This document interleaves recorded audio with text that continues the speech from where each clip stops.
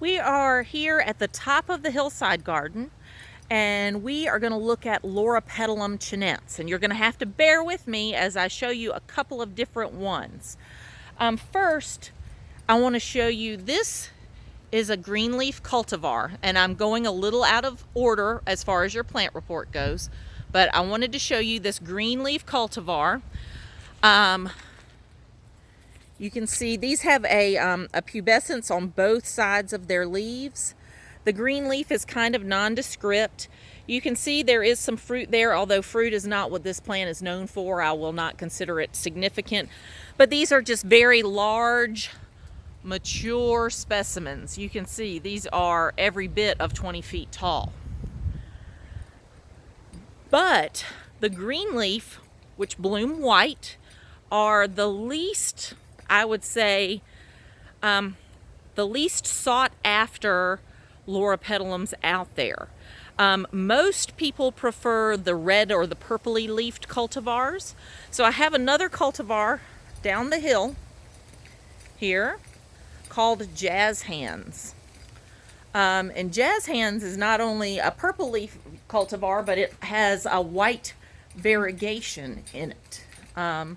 But just to give you an idea of the different types of foliage that are out there.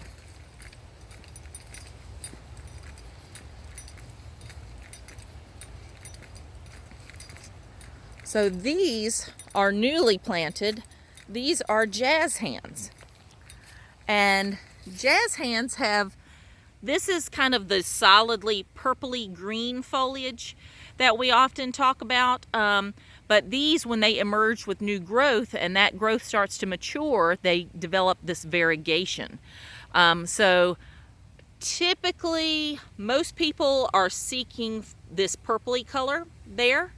And there are many cultivars out there, but Jazz Hands is relatively new on the market and people really seem to like it. I've had a good time watching it go through its seasonal changes this year to see how the foliage progresses. So anyway, going back to our plant report, the leaf arrangement is alternate, the leaf form is simple, and the leaf margin is entire. It is a shrub, broadleaf and evergreen. Most are considered large, just like those green ones I showed you when we first started. The form is naturally rounded to irregular. They can have an irregular form. These are not picky about moisture, not picky about soil. For pruning, they're most often head sheared, which goes against my sensibilities, but you know, it is what it is. These are aggressive growers and they can need a lot of maintenance, so head shearing tends to be the way to go. They will tolerate heavy duty pruning. We have several in front of Steed Hall that had gotten really large and they got a major size reduction pruning this year and they flushed out very well. The growth rate is considered rapid. Exposure to light is sun. Climactic hardiness zones are 7 through 9. Landscape uses. They run the gamut. Foundation, I would say the smaller cultivars are better for that. Groupings and masses. Hedge, screen, just like we saw with those large green leaf ones at the beginning of the video. Specimen, you can even espalier these or you can tree form them. My neighbor has a really large specimen that she didn't like. It was planted right smack dab in her front yard, right in front of her front door. And she didn't care for it, and I asked her if she'd let me make it a tree form, so I limbed it up. Much like what this crepe myrtle here looks like. Opened up the understory, gave it a nice mushroomy top, and she loves it. It's beautiful. Flowers are showy in the early spring, red, white, or pink, and they're fringe-like. They're very thread-like petals. But typically the green leaf cultivars are going to bloom white. The purple leaf cultivars are going to bloom the red or the pink. The fruit for our purposes are insignificant. No autumn color.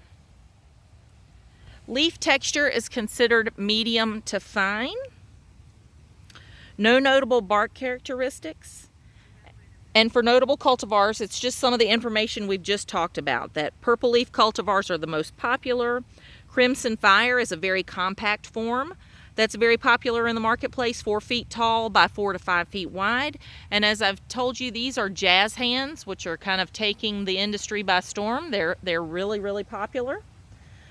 No serious pests and diseases, which makes them great choices for your landscape.